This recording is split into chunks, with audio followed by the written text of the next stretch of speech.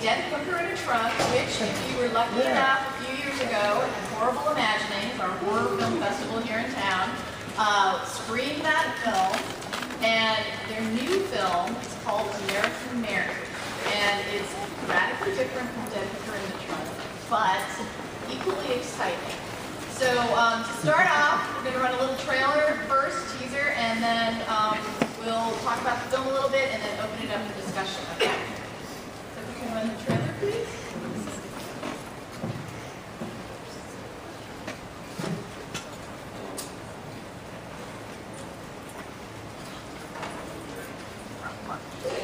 I quit night school. That should come as a surprise to you. Lights? I'm changing specialties, Dr. Grant. It's so good, isn't it? It doesn't even need picture. Oh, it's prohibited. Most things that are done by these two are prohibited. We actually got banned in Canada, which I was really proud about. Here we go.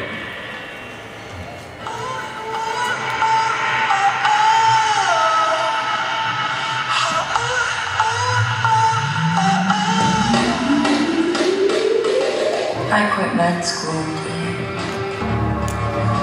That shouldn't come as a surprise to you.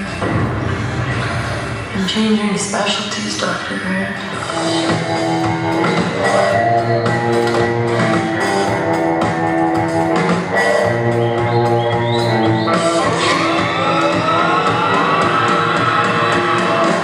Have you ever heard of body modification?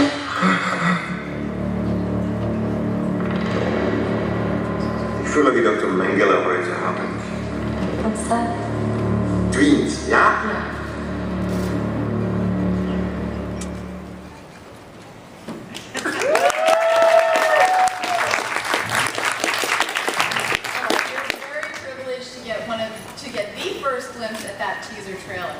So to start with, I'm going to have everybody on the panel introduce themselves, and we'll start with Paula. Hi, I'm Paula Lindbergh. I played the real girl in the film. Hi, I'm Jen Soska. Hi, I'm Sylvia Soska. Oh, my mic is the only one that works. No, mine works too. No, it doesn't. It's all me all the time. Hi, guys. Hey, I'm Todd Masters, Masters Effects. My mind works good. All right, one of the reasons I am so happy to moderate this panel is we don't have enough women doing horror, and they bring a unique perspective to it. So first of all, I just wanted you guys to talk a little bit about how you got into horror. We never weren't in horror. We were kind of the weird kids when we were growing up. If you can imagine a little Wednesday Addams just going around thinking that's how all the other kids were. We didn't realize we were weird until well, also being twins, we hung out with each other because it's like, boom, born with a best friend. So when we ventured out into your guys' world, we're like, oh, why are there kids? That's limiting. It was also really weird because we were born in a year that 8 other sets of twins were born, and we all went to the same high school. So when we went into reality, we were like, where's our people at? Where are all the other twins at? But we were always really fascinated with what would scare people. I remember Jennifer and I would always be playing with spiders in our yard, and we would hold it up to people, and when they screamed, we were like, oh, that's so interesting. I can do that to people? I didn't know people were afraid of wolf spiders. We were always on the quest to find the biggest wolf spider on our property. Yeah, and then when we found it, we'd be so proud. We'd be like, check this shit out. And we'd be like, oh no. But because of the Olsen twins, with child labor laws, you would have one kid play the same role, and then you'd have the kid go away and then come back and play the same role. So that's how we got into acting. And nothing really ever came of it. We would just play these cutesy little roles, and then by the time we became teenagers, roles for identical twins, I don't know if you've heard this, but it's a bit of a fetish. So all the time we would be like, oh, we got this role. Oh, this is my wardrobe. Oh, it's the shot on my ass and you don't need my face today. Okay, cool.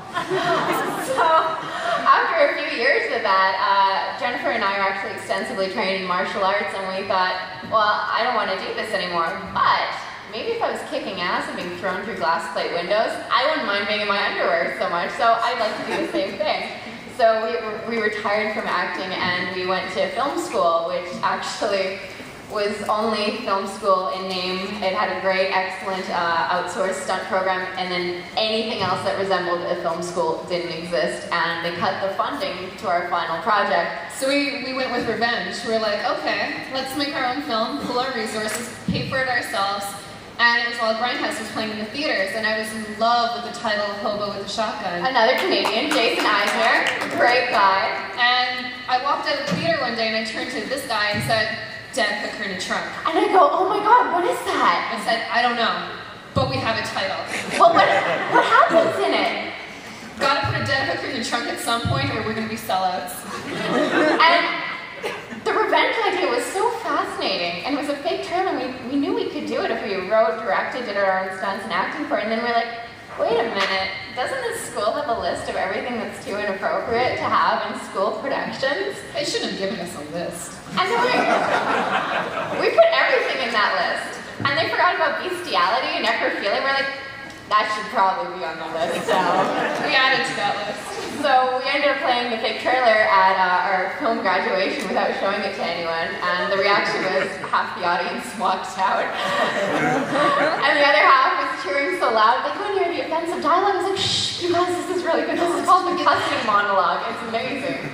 And then people went over to us afterwards, and they're like, oh, well, when's the feature happening? So we did what anyone would do. We bullshit. Totally. We said, we're in production, we're in pre-production right now. We're gonna have it done. So we wrote it in 2 weeks, and then we maxed out our credit cards, followed Robert Rodriguez's Rebel Without a Crew, which is his first account of making El Mariachi for $7 grand, and we ended up making the movie. And then we did okay. And the way this movie came about, American-Mary, was also through bullshit. We have a career based on lies. Bulls, just lies that you somehow pull off. We had Eli Roth was so nice to support Dead Hook in a Trunk that when he asked us what was next, we decided to lie to the man. and we said, Eli, I have so many scripts right now. I have this one, I have this one, I have this one. Just a list of I have this half-baked one about ideas. this medical student, and he goes, yeah, you should send me the medical student one. I was like, well, if I had a typo in that, Eli, I would be so embarrassed. So I'm going to take a one look over that and send it over to you. And I look at Jen and was like, we need a fucking script. So, you know how sometimes you go on the internet and you find really weird things? Or maybe it's just my personal interest. We found something about these two identical twin boys, and one of them had chopped off his arm, disattached it, and attached it onto his brother's chest plate. And then his remaining finger, he cut off the ring finger, took it off, stuck it onto his finger, and because they're genetically identical, the limbs didn't get rejected, and he had this love letter saying, only if you're identical twins could you ever understand why you want to have this closeness with your other. And I freaked out. I was like, ew, gross, that couldn't be right. So when something disturbs me, I go insane and I just kind of study it forever, and I learned everything I could about body modification, and it turned out it wasn't really scary at all. The people were really normal. And at this time, Jennifer and I had been going through the film industry, which I thought was a lot more clean-cut and normal, and it was very strange. And I was like, what if we took that analogy and turned it into a film about this young woman, because you can't actually legally do body modification. Usually they pay medical students to do it because they have their medical school bills and they need the money and someone needs to get the surgery. So we put our character Mary in this situation where she deals with these surgeons and this ideal life that she thought would be perfect for her, and she gets drawn into this freakish life where you find out that the freaks are a lot more nice than the people that you would think would be nice. So that's how it happened. And one of the things you guys did was you decided that practical effects and makeup effects were the route to go, and so you turned to who? Todd Masters. I was such a fan of Todd Masters. Six Feet Under, my favorite part of 6 Feet Under was the kill at the beginning, because I knew I was going to see a Masters effects body, which was amazing. And we're not big fans of CGI. It just doesn't look right. Well, it usually is a band-aid for not having an idea what your prosthetic's going to be, and it's different when your actors interacting with an actual piece than a tennis ball. Oh, by the way, this is a dead guy, so, you know, react to that. But thank you so much for working on American-Mary, Mr. Masters. My pleasure. It's quite a trip to be here based on where we began. These two came into our shop in Vancouver, and like a lot of people do with scripts, and we never know if it's a greenlit project or just something that might be a promise. Hearing your story with the bullshit now tells me a little more of that. And they came in, and they, obviously quite different than the usual producers and directors you work with, and I think we even had like a pair of breasts on the floor or something like that. It was David's breasts from 6 Feet Under. Did you guys see that when he was fantasizing? They were there, and I was like, those aren't David's breasts. They were David's breasts! I couldn't believe it! He wouldn't let us touch them. I mistakenly left some breasts on the floor of my office. And so apparently that was the beginning of an interesting friendship. And they gave me a script, and we get a lot of scripts, and it's not exactly easy to go through and break down a script, but as soon as I started reading the script, I knew that these two were different. They obviously knew what they were doing. I thought you guys had a hell of a lot more experience. And you guys, you kicked ass. I saw your first movie, which I fell in love with. I thought was great. And then you told me, how you did it, and it was like, you guys are amazing. So we started working on this, kind of a bit of as a whim. And the budget started off like this, and then, it kind of, eventually, but we're kind of hooked in. And so it wasn't really kind of our plate, but it was fantastic stuff. It was a great challenge to try to make stuff that was, believable in this kind of unbelievable world. We didn't want anything to look, too fantastic. However, we wanted to find that happy medium between, maybe a bit of insanity that's in the middle of this film that's kind of represented, but not too far pushed into that. So every prosthetic's really made to try to be, very believable and within your world. No one could tell if they were real or fake. Because we actually brought people from the Church of Body Modification, the modification community, to come out and actually be themselves. And it was really important to us because at the end of the day, they don't have alcohol or whatever to take off what they've had a choice to do with themselves. That's their lifestyle, and so many times people think about body modification and it's a witch hunt. Oh, these guys are different, these guys must be monsters, they must be freaks, but not at all. But you did something very interesting to Paula over here. Yes. Paula usually, when I first met Paula, she didn't look like this. Actually, I met her since I was on another project. Her life cast was done, and I wasn't there, and then I got her photos, and I started designing her makeup, and I met her through Photoshop, It's like, okay, all right. And we started drawing, and that's how we started creating her character. We were just talking about this up front. It's like, I really didn't know you until after this movie. I didn't know your face. And so it's kind of an interesting way to get to know somebody. Well, and on set, people were funny, and they were coming up and going, where did you find this chick? Like, did you fly her up from LA because we shot in Vancouver? She's extreme. Those of you that don't know what the Ruby Real Girl character looks like, I always thought that the epitome of Western beauty was always very interesting, very plastic, very almost Barbie doll-like, with giant boobs, tiny little nose, big lips. And we're like, well, what an interesting idea for beauty, because that is a type of modification. And it's socially accepted. That kind of plastic surgery, nothing wrong with it, but if someone wants horns on their head, which you can really argue they're doing it for themselves and nobody else. Yeah. That's wrong. That person's sick. And so we made sure that we told everybody there's going to be people and this is their life choice, this is the way they are, and everyone's going to be accepted here. So they saw Paula. And all the crew guys, oh, like, where'd you find her? Oh my God, what's wrong with her face? It's like, guys, you have to be sensitive, and her face looks normal underneath that, and I don't know what happened to Paula's face. Just being me. You get a brief glimpse of your face, your character in the trailer there. Yeah. Very fast moment, but the goal was to make her look like she was almost like a living Barbie doll, and so we really tried to polish her off and make her almost look shiny in a way. Yeah. But not too unnatural. Paula, was it weird that people were treating you slightly differently? It was weird. I actually ran into someone months later who had been on set, and I mentioned the film, and he's like, oh yeah, I was on set. And I said, well, I was this character, and he went, no.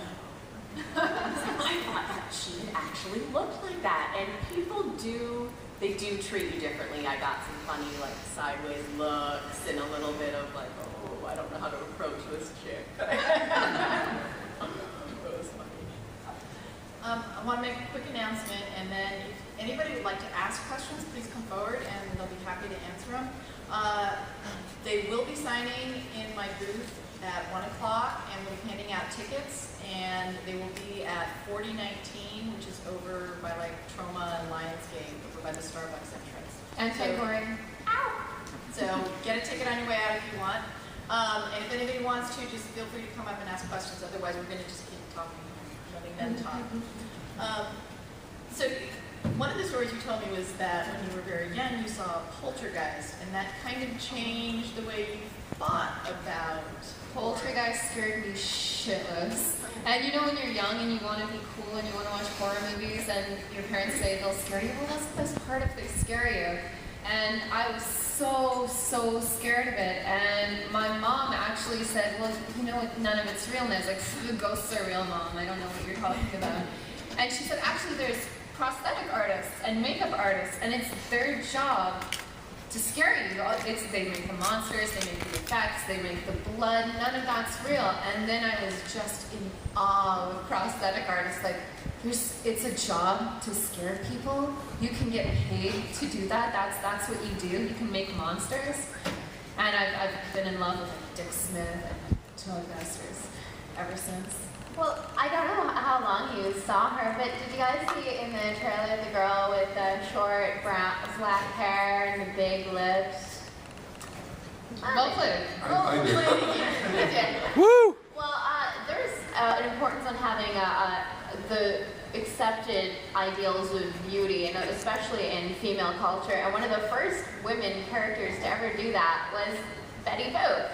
I thought Betty Boop was amazing, and a lot of the cartoonists, they would have her flash or shine. Just, you know how I guess cartoonists get bored because they're drawing the same thing all the time. They're like, I'm just going to put tits in this, I'm bored. One frame of tits, does it hurt anything? It doesn't hurt anything. But I always thought that was so interesting, and now she's almost like a sex pot kind of a character, and I was like, Barbie and Betty. We need to make sure that there's a Betty in this, and that's actually played by our Tristan Risk from Vancouver, a very talented actress, burlesque dancer, and no one had any idea who she was either, because they would put this thing on her face, and people would come out of the screen and they're like, oh, I guess you had to find this chick beforehand to figure out how to do this Betty Boop thing. I was like, oh, no, we actually went through 60 people for that role, and we actually had to call the police on one because one of them threatened to kill us. I know. I love actors. She didn't get a call back. We're crazy. That was the actual reason in the thread. I was like, oh god. But yeah, it was really cool to actually have these kind of characters, and there's a few things that you've never seen done in a horror film before. And you know how sometimes when you make a woman upset, she's a little irrational, like you did this, and she comes back with this? And I always loved horror characters like Freddy and Jason and Pinhead. I was like, but you don't have the crazy that women have. The real, like, oh my god, you didn't call me, so she drowned your cat. And I was like, if I had Todd Masters on this, and we had this one scene for this one revenge sequence, what would it be? What would be the most horrible thing? Yeah, I'm getting fingered for this. Wait a minute. That was, he came, it was like a Christmas present. We were talking about shooting over the shoulder, no one really sees anything. And this guy comes in with this body in a bag, and he's like, here you go. And everybody's like, oh my god.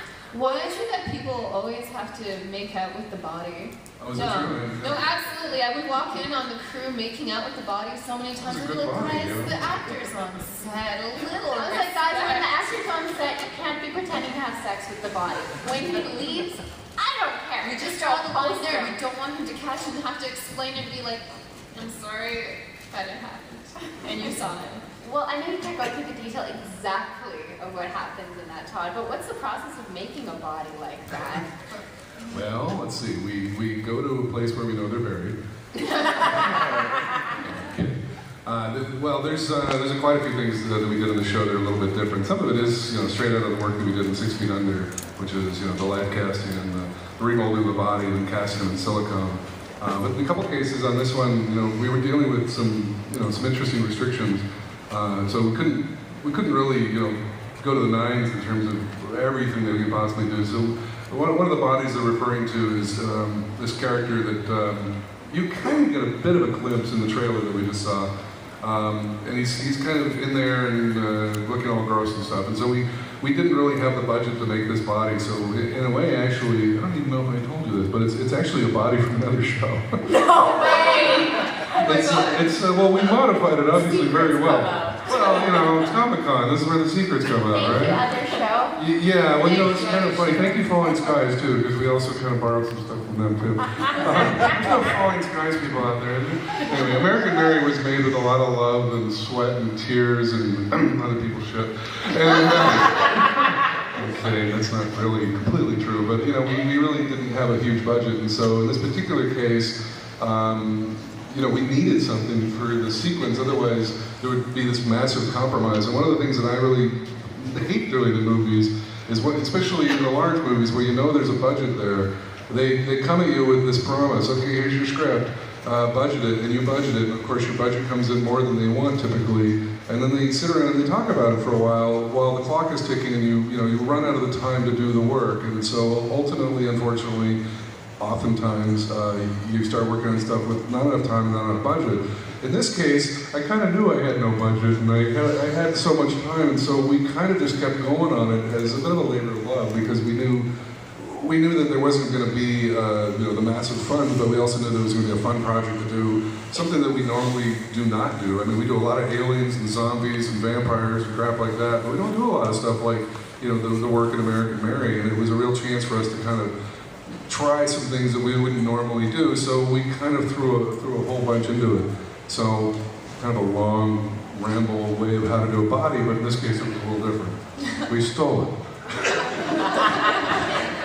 Can you address the idea of when do you show something and when do you not show something, and how do you use that to kind of create a tension and actually intensify the horror?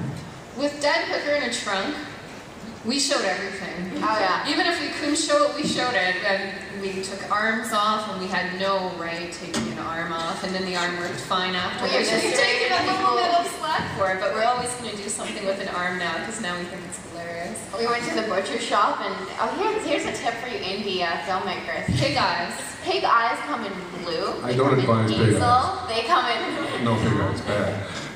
They look exactly like human eyes. And then we got pig organs, and we filled that with pig organ. We didn't do that movie. No, you guys didn't do that movie. That was just hack and slash. But with American-Mary, a lot of people were saying that they're just going to do another grindhouse. They're just going to do another shock horror, throw a lot of profanity in there, a lot of effed up situations. Censored myself. That's one I didn't tell you read the back of the card. And American-Mary, we wanted to really physically make you ill and really disturb our audiences. So there's things that it's just building up to something, and you don't want to look. And that's largely a performance. It's about the way you shoot it. Catherine Isabel, if you guys are fans of Ginger Snaps, she's our Mary Mason. She's she's tremendous in this film, and I know I'm biased, but she's never been better in anything. That's her best performance. Of all time. She's going to retire after this. Well, Hitchcock always said it wasn't the payoff that really is what makes you squirm. It's the build-up to it. And Dead Hooker was a love letter to grindhouse filmmaking. But this is more of a love letter to European and Asian filmmaking, which I always thought was so beautiful, the way they approach horror movies. Where I find sometimes when people make horror movies, they make it like porn. Yep. And I'll explain my weirdness. As long as you leave it there. No, and done. Thank you very much. It feels like as long as they have the money shots, they don't care about characters, they don't care about camera angle, they don't care about anything. They're like, some chick will take her tits out and we'll throw some blood, and that'll be enough. And then we'll crank up the movie the music really big, and a cat will jump out. And it's like, never opened a medicine cabinet, by the way, in a horror movie. Oh yeah, and then there's always a dude behind there. Like, where was he? I don't know where he came from. Well, thank you for not doing all those, by the way. We're going to do a movie that's all those. We don't do anything like that, but if you guys saw the original trailer, or the teaser trailer, which actually, because when we said, oh, we want to make a movie about body modification, everyone was like, no thanks.